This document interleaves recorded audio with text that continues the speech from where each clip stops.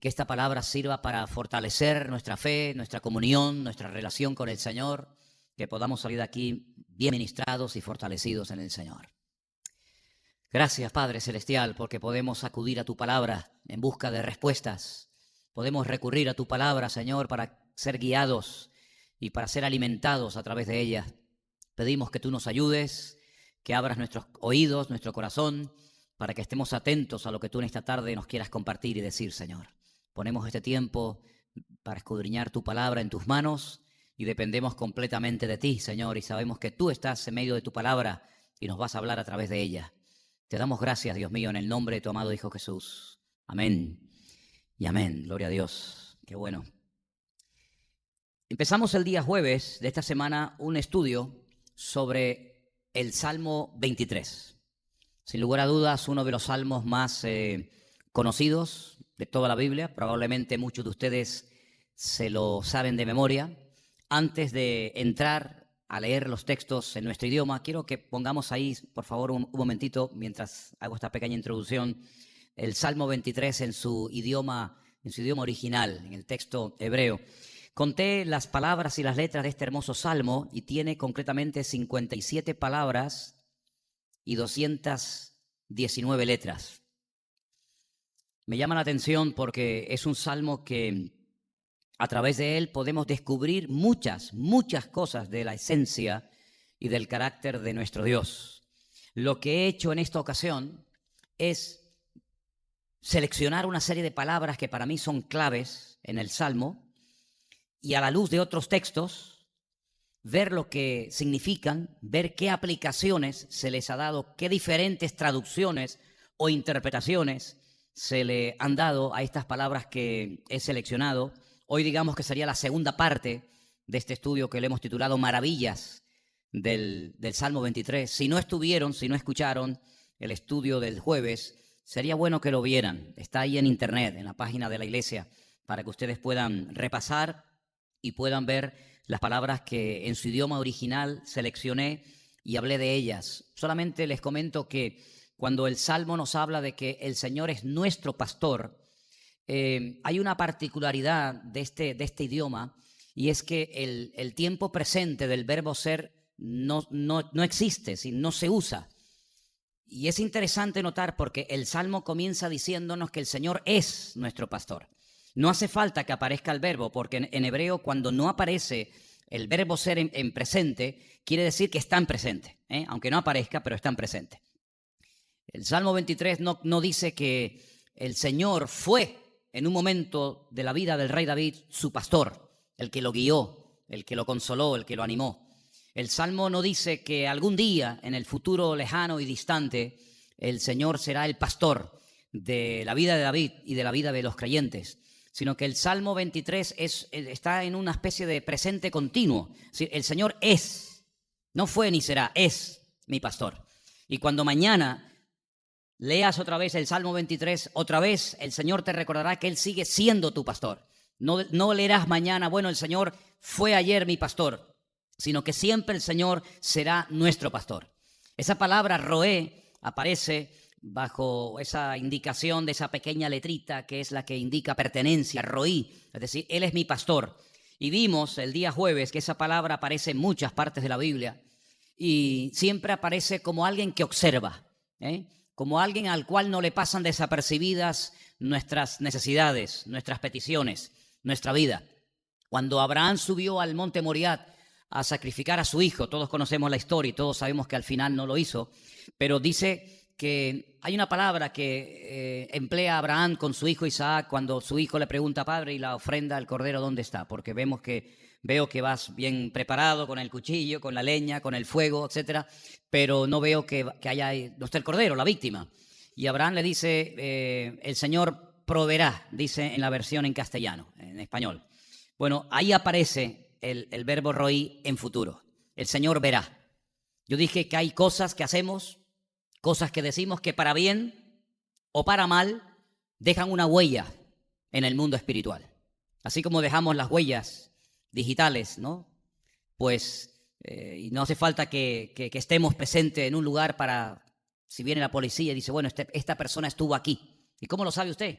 porque usted dejó sus huellas, usted dejó su marca. Y no hay nadie en la historia de la humanidad, no hay nadie en el presente ni en el futuro que tenga nuestras huellas. Son nuestras, son personales. Cuando nosotros nos muramos, esas huellas no las tendrá nadie más, como tampoco las tuvo nadie en el pasado, ¿verdad? Es algo que te identifica.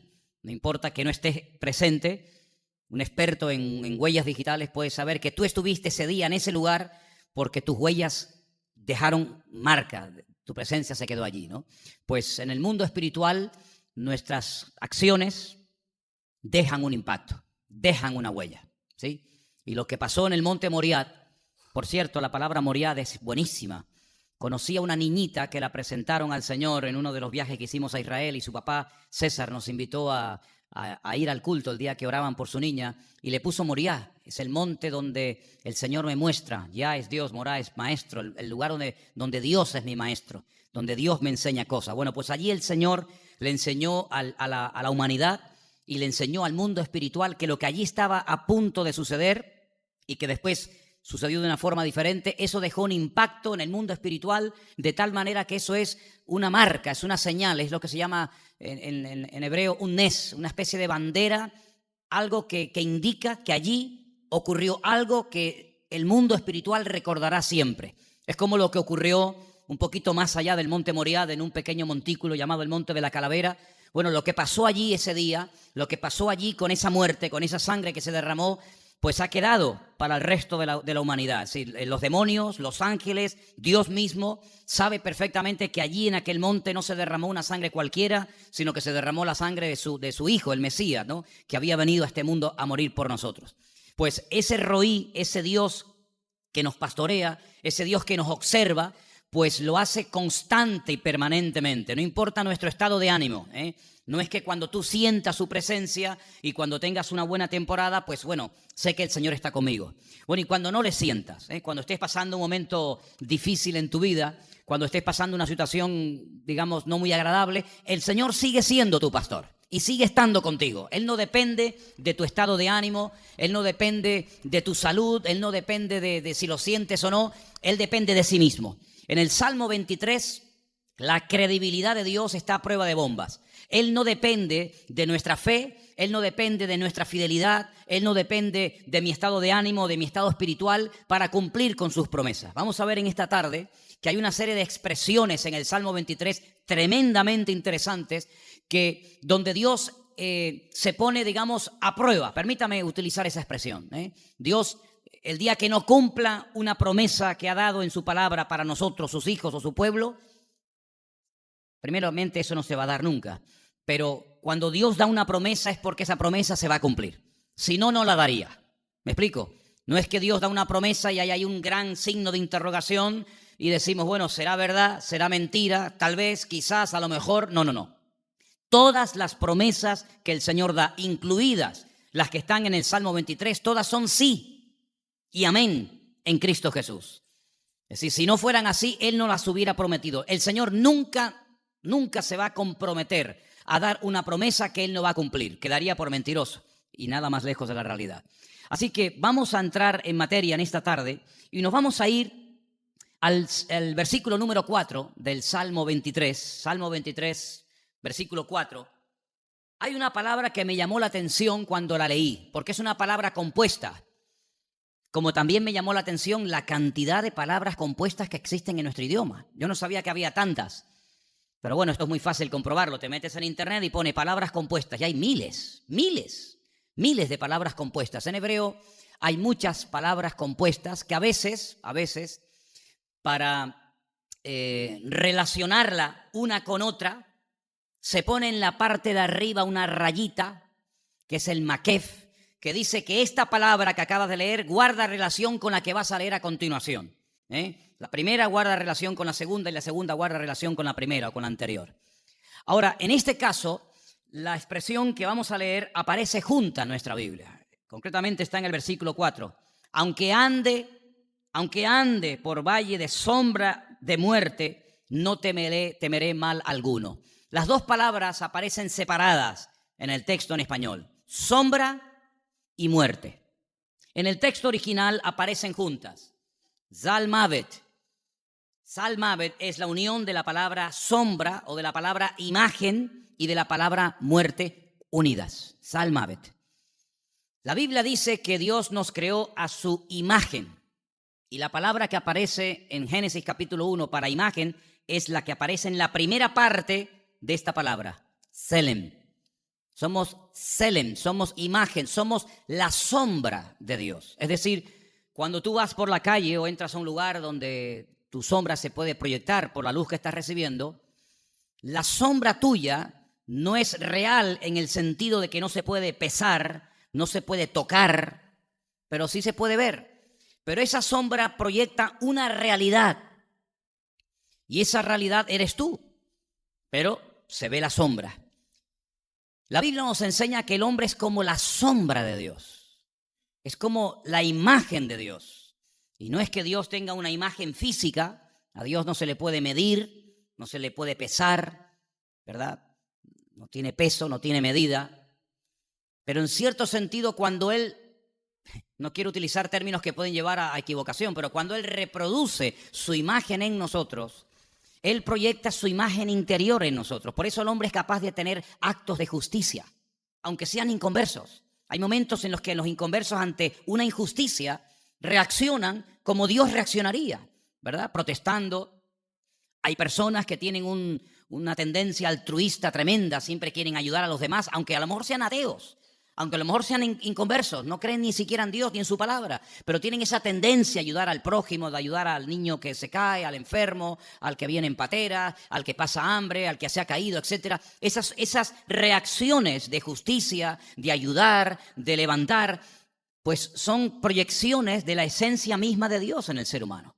Ahora, imagínense con la decadencia moral y espiritual en la que el hombre ha entrado, con los siglos, con los cientos de años que han pasado desde el día de la creación hasta el día de hoy, y todavía el hombre mantiene ciertas y determinadas características de la esencia de Dios. Claro, todo eso se puede cultivar y potenciar, o todo eso se puede anular y terminar apagándolo. Pero lo que hace el rey David en este salmo es unir esa palabra que es tan importante en la creación del hombre, imagen, Selem, con la palabra muerte. Y así como una sombra no te puede hacer ningún daño. En todo caso te haría daño la persona que proyecta la sombra. Pero la sombra no hace ningún daño. Solamente hay un ejemplo en la Biblia de una sombra de una persona que dice que cuando pasaba por encima de una persona, la persona recibía sanidad. Y fue un tiempo, no toda la vida, pero fue durante un tiempo en el ministerio del apóstol Pedro. Dice que cuando él iba por la calle, los enfermos los sacaban para que cuando pasara, por lo menos su sombra los tocara y fueran sanados. Es una cosa increíble que ni siquiera, por lo menos leyendo los evangelios, ni siquiera a Cristo le pasó, porque no veo a nadie que con la sombra que proyectaba el Señor fuera sanado. Pero hay un momento en el ministerio de Pedro que hasta a ese punto llegó la gloria del Señor en su vida, ¿verdad? Pero lo que hace daño realmente es la persona que proyecta la sombra, no la sombra en sí misma. Por eso David lo que está diciendo es, mira, si hay cosas que te pueden producir ese temor de morir, de perder la vida, es simplemente una sombra. Y las sombras no hacen ningún tipo de daño, tampoco de beneficio. Bueno, aunque hay por ahí una expresión que dice qué mala sombra tiene este, ¿no? Pero olvídense de eso, ¿no?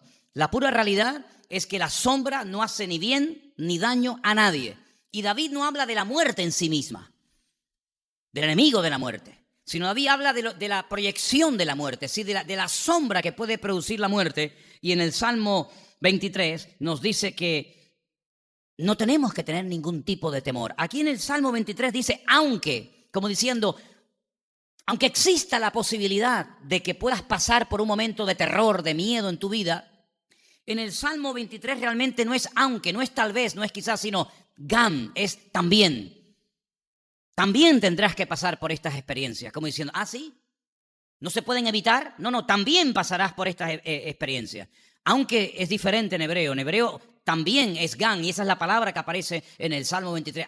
También tendrás que pasar por este tipo de experiencia, no solamente por experiencias, entre comillas, que controlas, o experiencias agradables, experiencias bonitas, sino que también tendrás que pasar por ciertas y determinadas experiencias tal vez que no te gustan, que no te agradan tanto, como por ejemplo el apóstol Pablo tuvo que pasar por una experiencia por la cual incluso hasta llegó a orar en varias ocasiones, pero no recibió la respuesta que él esperaba. pero recibió una palabra que le trajo ánimo y le trajo consuelo. Como nosotros siempre recibiremos de parte del Señor una palabra de ánimo y de aliento en medio de la prueba más dura de la vida. Decía el rey David, aunque también tengo que pasar por esta experiencia, dice, no temeré mal alguno. Ahora, la palabra mal que aparece aquí en el Salmo 23, ¿la veis? Aunque ande por valle de sombra y de muerte, no temeré mal alguno. La palabra mal es la palabra ra. Y la palabra ra se ha traducido en esta ocasión, es un término polivalente, digamos, que se puede traducir de diversas maneras. También significa desgracia. Aunque ocurra la peor desgracia que te puedas imaginar, y cada día estamos oyendo desgracia, ¿eh? Realmente vivimos en un mundo lleno y constantemente de desgracias, pero cada día, ¿eh? No hay que ver más que la televisión un día para darte cuenta de que el mundo de verdad, cuando no es una cosa, es otra. Dice, aunque vengan desgracias a tu ciudad, a tu familia, a donde quiera que te encuentres, aunque vengan desgracias, tú puedes estar con la paz que sobrepasa todo entendimiento humano, porque ninguna desgracia tiene que perturbar y tiene que robar la paz y la presencia del Señor de tu corazón. ¿Se acuerdan ustedes cuando Isaí, el padre del rey David, lo envía al campo de batalla donde están unos cuantos de sus hijos para que vean, para que observe cómo está la paz de sus hijos, para que vea cómo están? Aunque la Biblia dice, vete a ver cómo está la paz de mis hijos. Pero hombre, si están en plena guerra, mucha paz no pueden tener. Pero es que precisamente la paz que el Señor nos da a nosotros, los creyentes, los que hemos depositado nuestra confianza en Él, no es una paz que depende de circunstancias, sino es una paz que depende de una presencia constante y permanente, que es la presencia del Señor en nuestra vida. Por lo tanto, paz no es ausencia de problemas, paz no es ausencia de guerra, paz es Dios mismo morando y viviendo en nuestros corazones 24 horas al día. ¿Cuántos dicen amén? Y David sabía perfectamente en aquellas largas días, semanas, que él pasaba fuera del hogar de su padre con aquel rebaño de ovejas. Él sabía que no tenía que tener ningún tipo de temor, porque él no estaba solo en medio del desierto. Él no estaba solo en medio de aquellas montañas, sino que la presencia, la bendición del Señor lo acompañaba en todo momento. Me llamó mucho la atención la palabra abundancia, o la palabra, como dice aquí, no temeré mal alguno, porque tu vara y tu cayado me infunden aliento. Aderezas mesa delante de mí en presencia de mis angustiadores. Unges mi cabeza con aceite, mi copa está rebosando. Bueno, ¿cuántas veces hemos hablado acerca de la palabra prosperidad? De hecho, hay algunos que solamente conocen la palabra prosperidad, pero para su propio beneficio siempre, ¿no? ¿Sabes que en la palabra rebayá, que es la palabra que se traduce por la palabra rebosar, aparece el nombre de Dios? Rebayá. Yah en la Biblia es Dios. ¿Cuántas veces habrás leído tú en los Salmos, alabad a Yah? La palabra aleluya no es una sola palabra, es aleluya. Y aparece esa rayita que os dije antes, ¿verdad? Alabad a quién, a Yah. ¿Y quién es Yah? Ese es el Señor. Es como, por así decirlo, el diminutivo del nombre, de la esencia del nombre de Dios. Y en esta palabra, rebosar, aparece el nombre de Dios, como dando a entender de que de lo que está hablando David no es algo que él ha ganado con su esfuerzo, con el sacrificio, con el sudor de su frente, sino que es una abundancia que le ha venido de parte de Dios. ¿Cuántos dicen amén? Porque cuando tú ves, por ejemplo, la vida de aquellos dos hermanos que eran completamente opuestos, totalmente diferentes el uno del otro, como era Jacob y como era Esaú, Esaú no era un mendigo. Esaú era un hombre que también tenía muchísimas propiedades y muchísimas ovejas y un montón de cosas. Y Jacob también las tenía. Y uno dice, pero bueno, uno era un hombre tremendamente espiritual y el otro era un hombre tremendamente carnal. ¿Cómo es posible que los dos fueran tan ricos y que tuvieran tanta bendición y tanta prosperidad? Bueno, es interesante cuando se encuentran después de 20 años, después de 20 largos años en los que no se veían los hermanos. Y cuando se encuentran, ¿verdad? Hay uno que le ofrece, Esaú le ofrece ayuda y le ofrece, pero sin embargo en esa conversación tal vez no se aprecia mucho en español, pero Jacob hay un momento en el que le dice, Dios me lo ha dado todo. El otro menciona lo que él ha ganado, con su sacrificio, con su trabajo, con su sudor, ¿verdad? Pero no le da la gloria a Dios, se da la gloria a sí mismo. Sin embargo, el otro, que también tiene, dice, es que Dios me lo ha dado todo. Y en esta palabra rebayá me llama la atención que esa abundancia, esa bendición de la cual habla el rey David, no está basada en su conocimiento, en su esfuerzo. Yo he trabajado, yo he sudado, que casi como que te potencia y te despierta el ego, más que otra cosa, ¿no? Sino que es una abundancia que procede de Dios. Y esa es la abundancia, y esa es la prosperidad que debemos de anhelar los creyentes. No la del mundo, de tanto tienes, tanto vales, sino que la abundancia de Dios. Y la abundancia de Dios puede ser en salud, y la abundancia de Dios puede ser en paz, y la abundancia de Dios puede ser de muchas formas, pero que lo que tengamos, asegúrate de que te lo ha dado el Señor, para que la gloria no nos la llevemos nosotros en ningún momento, sino que siempre se la pueda llevar el Señor. ¿Cuántos dicen amén? La palabra ciertamente, que aparece en el versículo 6, ciertamente, ¿la veis? Ciertamente el bien y la misericordia. Esa palabra es una palabra muy interesante, y como es una palabra que aparece en muchos textos de la Biblia, es la palabra aj, así simplemente una A y una J, aj. Pues yo les voy a poner ahí 4 versículos, no los vamos a leer ahora, pero como sé que a algunos de ustedes les gusta tomar nota, bueno, 4 o 5 versículos, sí, ahí están. Y como sé que hay gente que en casa toma nota de lo que aquí se enseña, yo les voy a pedir que en esos versículos, Primera de Reyes 22, 25, Génesis 26, 9, Génesis 26, no, está repetido, Génesis 26, 9 y Génesis 27, 13. Está repetido uno, 27, 13.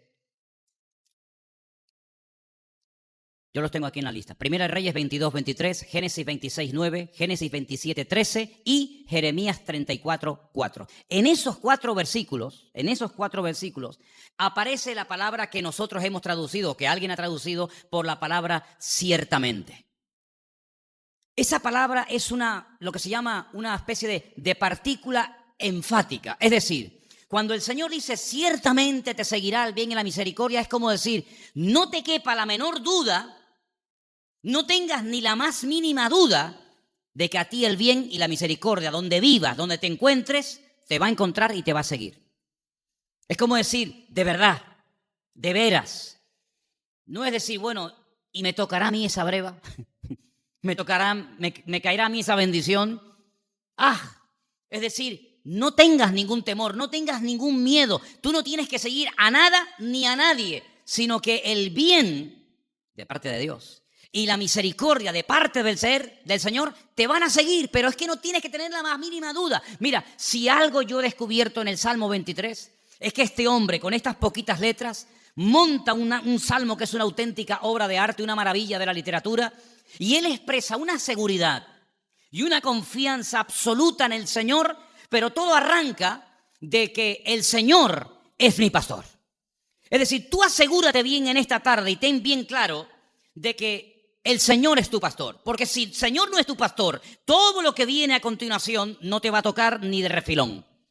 Pero si el Señor verdaderamente es tu pastor, tú has depositado y has puesto tu vida en sus manos, ten la completa seguridad de que el bien y la misericordia te seguirán a ti todos los días de tu vida. No lunes, miércoles y viernes, todos los días de tu vida. No importa si es martes 13, no importa si es de día, no importa si es de noche, no importa si hay crisis, no importa si hay paro, da igual. La seguridad absoluta de que el Señor no me va a abandonar, de que me va a dar lo que yo necesito y de que Él nunca me va a cambiar por otro ni se va a cansar de mí. ¿Cuántos dicen amén? Así que dile al que está a tu lado, confía en el Señor, que Él no te va a fallar. Aleluya. Tenlo bien claro, mi hermano y amigo. Aleluya. Ya lo puedes quitar si quieres. En el mismo versículo 6 dice, el bien y la misericordia me seguirán todos los días de mi vida. Vamos a leer en Génesis capítulo 14, versículo 14, otro versículo de la Biblia donde aparece esa palabra, seguir. Pero vamos a ver en qué contexto. Oyó Abraham que su pariente estaba prisionero. Armó a sus criados, los nacidos en su casa, 318, ahí está, y los siguió hasta Dan. Quiero recordarles que hay un momento en la vida del patriarca Abraham en el que él se da cuenta que también su sobrino Lot ha sido tremendamente prosperado y bendecido como él. Y hay tanto rebaño, tanto de Abraham como de Lot, que no hay suficiente pasto para todos. Abraham le propone a Lot que se separen, que si él va en una dirección, Abraham irá en la dirección opuesta. Y eso fue lo que ocurrió. La Biblia nos enseña que Lot, su sobrino, escogió una zona que en aquel tiempo, no hoy en día, en aquel momento dice que era un vergel. Era un lugar verde, con buena agua, un lugar hermoso. Todo esto fue antes de la destrucción de Sodoma y Gomorra. Vayan ahora a esa zona donde estuvo antaño Sodoma y Gomorra y aquello es terrible. Pero en aquellos tiempos era el lugar más verde, el lugar más hermoso, las tierras más fértiles y la mejor calidad de agua estaban allí donde Lot decidió vivir. Pero dice la Biblia que unos reyes tremendamente perversos y muy poderosos atacaron un día las ciudades de Sodoma y Gomorra y se llevaron cautivos a un montón de gente, incluido Lot, sus hijas, su esposa y todas sus posesiones. La noticia le llega al tío. Abraham podía haber dicho, bueno, pobrecito, que el Señor lo ayude. No, Abraham dice que armó a sus 300 criados, a sus 300 siervos, y persigue hasta el norte de Israel, hasta un lugar que era de la tribu de Dan, tiempo más tarde, y no contento con eso, decide ir hasta el norte de Damasco. Pueden leer toda la historia en el libro de Génesis, en el capítulo 14, se relata todos los detalles, y dice que no paró de seguir a Lot hasta que lo logra liberar a él, a sus posesiones, a sus hijas, a su mujer, y les da otra vez la libertad.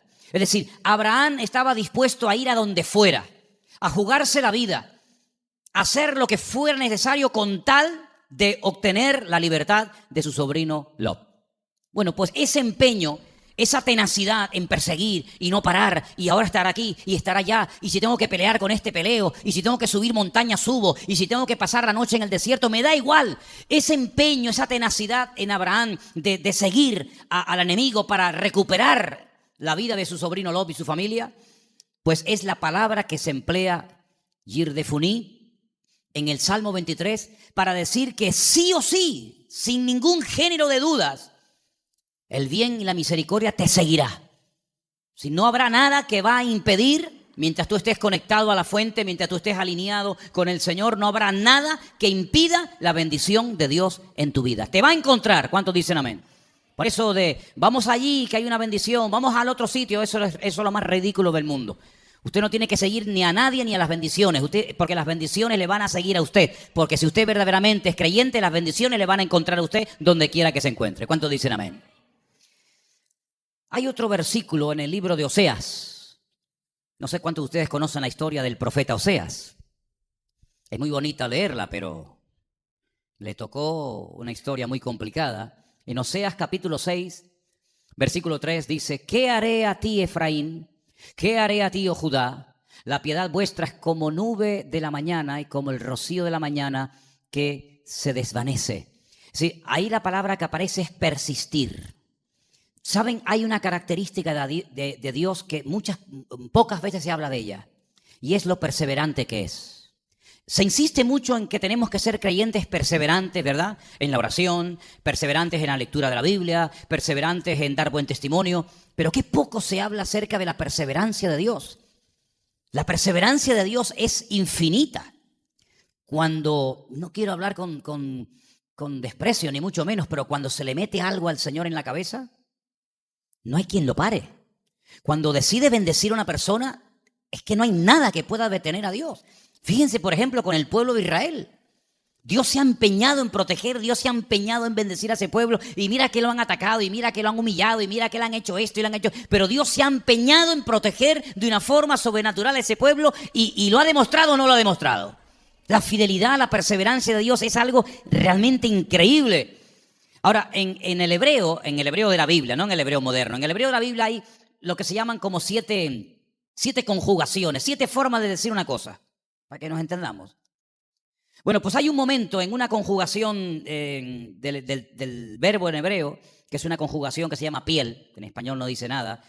Pues en esa conjugación, cuando aparece esa palabra, aparece como alguien que va detrás del rastro de un animal y quiere cazarlo, y hasta que no lo caza, no para.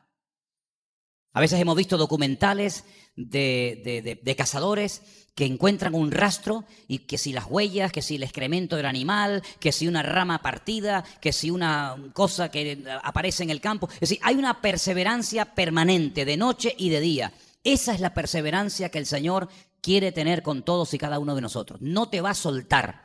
Dice que te ha amarrado con cuerdas, pero de amor. ¿Cuántos dicen amén? Qué hermoso, ¿no? Qué hermoso. Ahora vamos a ir a otra palabra. Vamos a ir a una palabra que aparece también en el Salmo 23, por supuesto, y es la palabra confortar. La palabra confortar, perdón, la palabra, cuando dice aquí largos días, ciertamente estaré en la casa del Señor por largos días. Ahí aparece la palabra beshafti, y en medio de la palabra, en medio de esa palabra, aparece una palabra muy conocida por todos nosotros, y es la palabra Shabbat. Beshafti, en medio, tiene la palabra Shabbat, lo cual quiere decir que el Señor nos quiere llevar a un punto en nuestra relación con Él en la que nos enseñe a reposar. Shabbat es reposar, es cesar toda actividad. ¿Por qué no hubo creación en el séptimo día cuando uno lee la Biblia? Porque Dios no habló. Y al Dios no hablar, no pasaba nada. Las cosas cambiaban cuando Él hablaba, pero cuando Él dejó de hablar, cesó toda actividad creadora. A ese nivel de consagración y de confianza el Señor nos quiere llevar a nosotros. A un nivel en el que aprendamos a descansar en sus promesas. Que no soy yo el que siempre tengo que estar para aquí, para allá, llama a este, llama al otro, toca esta puerta, visítalo. No, sino deja que el Señor haga la obra.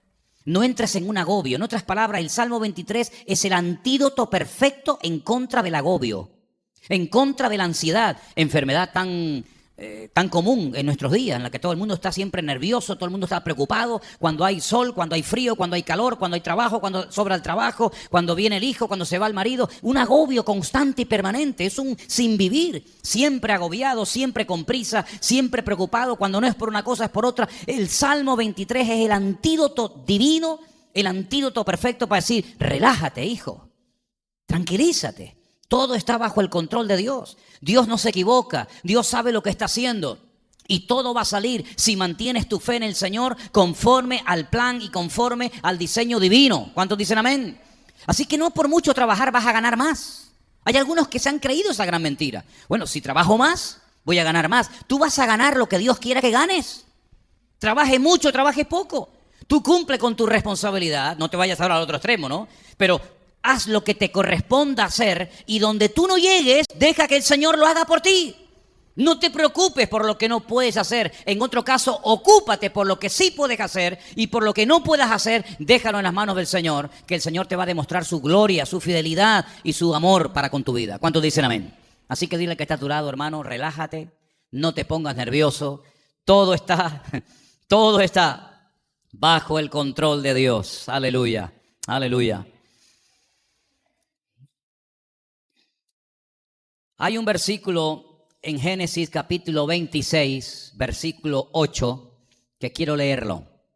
Y dice así: sucedió que después que él estuvo allí muchos días, Abimelech, bueno, los que están estudiando hebreo sabrán lo que significa ese nombre, porque es Abi, Ab es padre, Abi ¿qué es? Mi padre, Melech, rey, mi padre es rey. El rey de los filisteos, mirando por una ventana, vio a Isaac que acariciaba a Rebeca, su mujer. Después de algunos días se vieron cosas que al principio no se veían. Se paró allí muchos días y entonces como que perdió el pudor, perdió el miedo. ¿Por qué digo que perdió el miedo? Porque él le dijo a su esposa exactamente lo mismo que su padre le dijo a la suya. No digas que eres mi mujer. Di que eres mi hermana, no sea que me maten, porque alguien se enamore de ti y al ver que eres una mujer casada me mate. Entonces di mejor que eres mi hermana y así escapo. Lo mismo le transmitió el padre al hijo. Isaac le dijo a su esposa: dile que eres mi hermana, que no somos marido y mujer, para que no me maten. Pero pasó el tiempo y dice que al llevar allí muchos días, Abimelech, el rey de los filisteos, mirando por una ventana, se dio cuenta de que Isaac estaba acariciando de una forma diferente a Rebeca, y él se dio cuenta de que Rebeca de hermana nada. Rebeca era su esposa. Es interesante notar cómo en muchos días aparece en este texto. Es la misma frase cuando dice que nosotros algún día estaremos por largos días en la casa de Dios, en la presencia del Señor. Nosotros no solamente tenemos promesas para esta vida, sino para la otra vida también. Porque si solamente tuviéramos promesas para esta vida, al morir se acaba todo. Sin embargo, como decía al principio del culto, nosotros no somos como los que no tienen esperanza. Nosotros tenemos una esperanza y una confianza de vivir en esta vida con la bendición de Dios. Y tenemos una confianza absoluta en el Señor de que en la otra vida que existe, también estaré durante toda la eternidad en la casa del Señor. ¿Cuántos dicen amén? Así que, amados hermanos, qué privilegio tan grande el saber que no solamente en esta vida terrenal y al fin y al cabo efímera y pasajera, el Señor va a estar ayudándome, protegiéndome, guiándome, supliendo mis necesidades, sino que además en la otra vida el Señor no se va a desentender de nosotros, sino que nos va a estar esperando. Y como dijo el Señor en San Juan capítulo 24, me voy a preparar un lugar para vosotros, para que donde yo estoy, vosotros también estéis conmigo. ¿Cuántos dicen amén? Hice una pequeña lista, creo que la apunté por aquí, de algunas cosas que yo descubro de Dios en este Salmo 23. Primero, que Él es mi pastor, que es lo mismo que decir mi observador, el que constante y permanentemente me observa, me controla, en el buen sentido de la palabra. Él es el que suple mis necesidades, no solamente me observa, porque bueno, está muy bonito saber que Dios es mi pastor, que Él me observa, pero también es muy hermoso saber que el que me observa suple mis necesidades. Porque el pastor no solamente saca el rebaño al monte para observarlo y para decir qué ovejas tan bonitas que tengo, sino que las observa para protegerlas, para cuidarlas de posibles enemigos y también para suplir sus necesidades. Por eso dice, Él es mi pastor, Él es el que me observa, por lo tanto, nada me faltará. Porque ¿cómo Dios me va a estar observando sabiendo que tengo una necesidad y no va a hacer nada? ¿Qué tipo de pastor es ese? Si vosotros, siendo malos, sabéis dar buenas dádivas a vuestros hijos, ¿cuánto más mi Padre Celestial os dará lo que ustedes necesiten? Por lo tanto, la seguridad, ¿de dónde viene? De que Él me está observando. Dios no es ciego, sino que Él, al observarme, se da cuenta de que en un momento puntual puedo tener una necesidad. Y como Él la sabe porque la está viendo, Él es el que me va a suplir mi necesidad. Pero no solamente me suple necesidades, que está muy bien, y gloria a Dios por ello, sino que además me va a enseñar a descansar. Y yo creo que hay creyentes que no han aprendido a descansar en el Señor. Yo creo que hay creyentes que se van a la cama y venga a darle vueltas a la cabeza y venga a pensar y venga que si esto, que si aquello. Sin embargo, en el Salmo 23 yo veo que una de las cosas que Dios quiere que aprendamos todos es a descansar en los brazos del Señor. Descansar en Dios, sabiendo que Él sabe lo que está haciendo. Cuando leímos el otro día que Él conforta nuestra alma, realmente Él es el que restaura nuestra alma.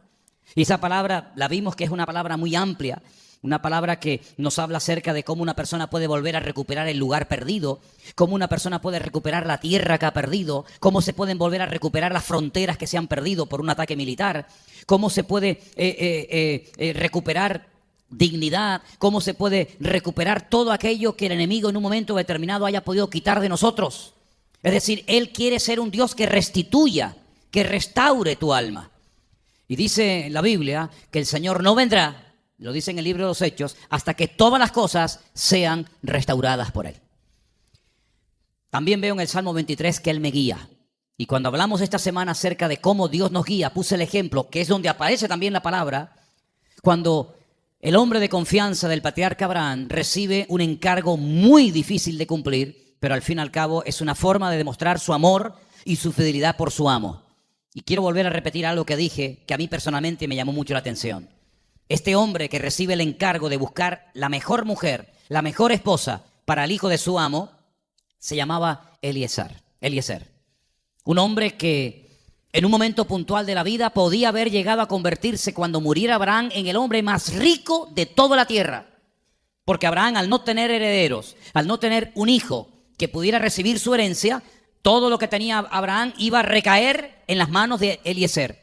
Cuando el hijo nace, cuando Isaac nace, Eliezer no le coge manía al niño. Eliezer no odia al niño, sino todo lo contrario, permanece exactamente igual. Porque me dé mi amo o no me dé mi amo, yo a mi amo lo amo por lo que es y no por lo que me da. ¿Cuántos dicen amén? Y entonces él se va un viaje muy largo a buscar nada más y nada menos que una mujer para su amo. Pero ¿y si traigo una mala mujer? ¿Y si esta mujer, en vez de ser una bendición, es una maldición para el hijo de mi amo? ¿Y si todo se va al garete? ¿Y si es una mujer que no cree en Dios? ¿Y si es una mujer que aparenta una cosa y luego es otra? En fin, muchas dudas, muchas interrogantes. Por eso él pone pruebas y por eso él llega a un pozo, como les dije el otro día, con un montón de camellos sedientos después de semanas de viaje. Y él pone la prueba y le dice a la mujer que yo le pida que me dé de beber agua y se ofrezca. Algunos dirán, pero bueno, ¿qué tipo de prueba es ese? Bueno, hermanos, hoy en día pedir a una persona un vaso de agua como que no es una prueba muy importante, pero estamos hablando de los tiempos de la Biblia. Mujeres y hombres no se hablaban, y menos cuando estaban a solas, sin testigos delante. Las mujeres, cuando veían que iban a estar solas, salían corriendo. Jamás una mujer le hablaría a un hombre sin estar otras mujeres delante. Ahora ustedes pueden entender la profundidad de la conversación de Jesús con la mujer samaritana, ¿verdad? ¿Cómo tú, siendo judío, me hablas a mí? Como diciendo, pero ¿esto qué es? Esto no funciona así, ¿verdad? Esta mujer va al pozo y dice la Biblia que este hombre, con un montón de camellos, con un encargo muy importante sobre sus hombros, una responsabilidad tremenda, le dice, ¿me das un poco de agua? Y la mujer no solamente le da agua, sino que se ofrece a darle de beber agua a todos los camellos que llevaba. Pero bueno, ¿cuántos eran? 10. ¿Y cuánto bebe un camello de un tirón? 100 litros. 100 litros. ¿Y cuántos eran? 10. 1000 litros. ¿Pero cuánto se tarda sacando a cubos 1000 litros de agua de un pozo? No sé, horas. Un montón de tiempo. Inténtalo tú. Con un cubo llenar un bidón de 1000 litros. Es un montón de tiempo. Y dice que el hombre estaba asombrado. Claro, porque podía haber dicho, oye, mira, sigue tú. Es que ya tengo un dolor de cintura, venga a sacar y venga a meter y venga a sacar el agua. Sin embargo, se quedó asombrado. Y dijo, esta tiene que ser la mujer. Y efectivamente esa era, ¿te das cuenta? Entonces, esa forma tan sobrenatural, tan sorprendente, tan fuera de lo normal, como fue guiado su criado, es la forma, como dice la Biblia, que Él nos guiará. Porque a veces el Señor nos guía de una manera que nosotros nos quedamos con la boca abierta. ¿Cómo es posible que se encontraran estas dos personas? ¿Cómo es posible que fueras por este camino y no por el otro? Bueno, porque el Señor sabe guiarnos perfectamente mejor de lo que nos podamos imaginar. ¿Cuántos dicen amén? Lo que tenemos que fiarnos de Dios y decir, bueno, guíame tú, llévame tú. Otra cosa que yo veo en el Salmo 23 y que está a la vista, se ve por todas partes, es las ganas que tiene el Señor de estar con nosotros. Tal vez nosotros no tenemos las ganas siempre de estar con Él, pero Él siempre tiene ganas de estar contigo. ¿Cuántos dicen amén? Él nunca se cansa de nosotros. Y yo digo, ¿no te cansas de mí? Él no dice, déjame tener mi espacio. ¿Has oído esa frase alguna vez? Oye, no me agobie, déjame tener un poquito de mi espacio. El Señor, su espacio favorito es estar contigo. Al Señor no le cansas, no le agobias. No dice, Manolo, échate un poquito para allá que ya me tienes agobiado. Al contrario. Venid a mí, dice Él, venid. Y finalmente una de las cosas que me llama la atención de este Salmo 23, dice que nos va a defender de nuestros enemigos. Y hay a veces gente que dice, pero si yo no tengo enemigos. Bueno, eso es lo que tú te crees. Eso es lo que tú te crees, que tú no tienes enemigos, pero todos tenemos enemigos. Aunque no los conozcamos, aunque no los consideremos ni llamemos a enemigos, pero todo creyente tiene enemigos. Si no son naturales, si no son de carne y hueso, son espirituales. Pero todos tenemos enemigos, querido, todos. El apóstol Pablo, cuando describe el mundo espiritual, madre mía, principados, potestades, gobernadores de las tinieblas, huestes espirituales de maldad, habla de espada, habla de yelmo, habla de coraza. ¿Hay enemigos o no hay enemigos? Enemigos terribles. Hay demonios que nos odian, que darían lo que fuera por destruirte física, moral y espiritualmente. Hay enemigos, pero tú no te preocupes, porque yo te voy a defender de los que ves y de los que no ves, de los que conoces y de los que no conocen. Y finalmente hay una cosa que me llama la atención y dice, tú eres el que unges mi cabeza. La unción de Dios es lo que marca la diferencia. La unción de Dios, la presencia del Señor. Asegúrate en esta tarde de que el Señor es tu pastor y así nada te va a faltar. Quiero que nos pongamos de pie y todos juntos leamos el Salmo 23 y lo interiorices y lo hagas tuyo. Lo hagas tuyo, personal, en esta tarde. Salmo 23, vamos a leerlo todos juntos en esta tarde. Bien fuerte, hermanos. Vamos. El Señor es mi pastor y nada me faltará. En lugares de delicados pastos me hará descansar. Junto a aguas de reposo me pastoreará. Confortará mi alma. Me guiará por sendas de justicia por amor de su nombre. Aunque ande en valle de sombra y de muerte, no temeré mal alguno, porque tú estás conmigo. Tu vara y tu cayado me infunden aliento. Aderezas mesa delante de mí, en presencia de mis angustiadores.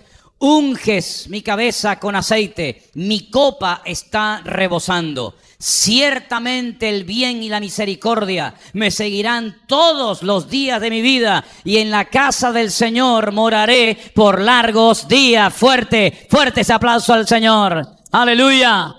Toda la gloria a nuestro Señor Jesús. A ti, oh Dios Todopoderoso, a nuestro Pastor Divino. Gloria a tu nombre, Jesús. Gloria a tu nombre, mi Señor. Aleluya. Padre, te damos gracias en esta tarde por tu bendita y preciosa palabra. Gracias porque en este salmo sentimos tu presencia y tu bendición, Señor.